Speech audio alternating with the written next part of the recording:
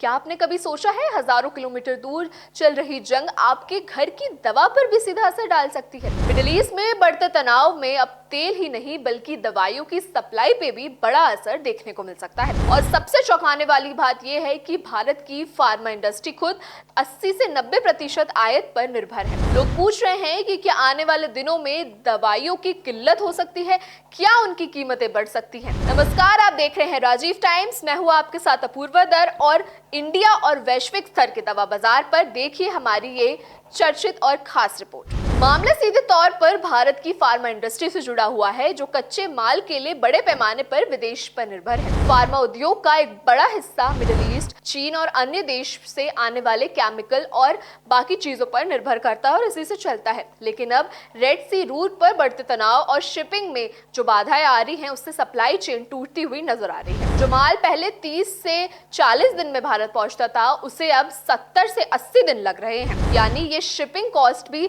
3 से 4 गुना बढ़ चुकी है। इसी के साथ सीधा असर दवाई के कच्चे माल पर पड़ रहा है, जिसका मतलब है पैरासिटामोल, ओमेक्सिलिन, एथोमाइसिलिन और पेटोप्राजोल जैसी जरूरती केमिकल्स के दाम 50% से लेके 200% तक बढ़ चुके हैं। उदाहरण के तौर पर पैरासिटामोल जो पहले 225 रुपए प्रति किलो मिलता था, अब 600 रुपए किलो तक पहुंच चुका है।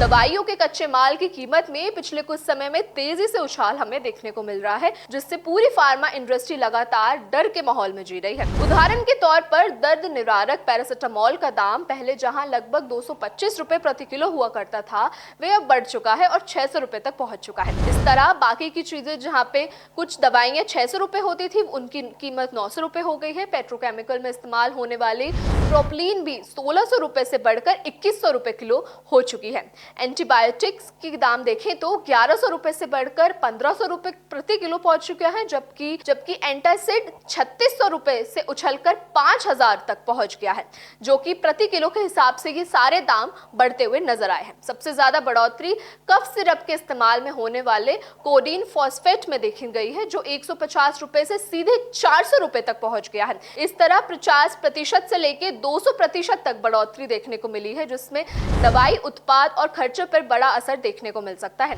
स्थिति इतनी गंभीर है कि कई कंपनियों का पैसा मिडिल ईस्ट में फंसा गया है और उस समय सप्लाई भी नहीं मिल पा रही है। इसका मतलब साफ है कि आने वाले समय में दवाइयों की कीमत बढ़ती हुई नजर आ सकती है और कुछ दवाइयों की कीमत हमें अभी भी बढ़ती हुई दिख रही है। एक और बड़ी चुनौती ये है कि जो पेट्रोकेमिकल बेस्ड इंडस्ट्री है, उसमें जो दवाइयां इस्तेमाल होती हैं, वहां पे अन्य इंडस्ट्री का इस्तेमाल और उनकी मदद से चीजें नहीं बनाई सकती। ऐसे में उनकी मांग और सप्लाई के बीच का अंतर बढ़ जाता है। विशेषज्ञों का मानना है कि अगर हालात जल्दी नहीं सुधरे तो इसका असर सीधे आम जनता के स्वास्थ्य और बाकी सेवाओं पर पड़ सकता है। सवाल आता है कि क्या सरकार इस संकट से निपटने के लिए कोई ठोस कदम उठाएगी क्या नहीं। कमेंट्स में आप अपने विचार बताएं। देश दुनिया से जुड़ी ऐसी तमाम खबरों के लिए देखते रहिए राजीव टाइम्स।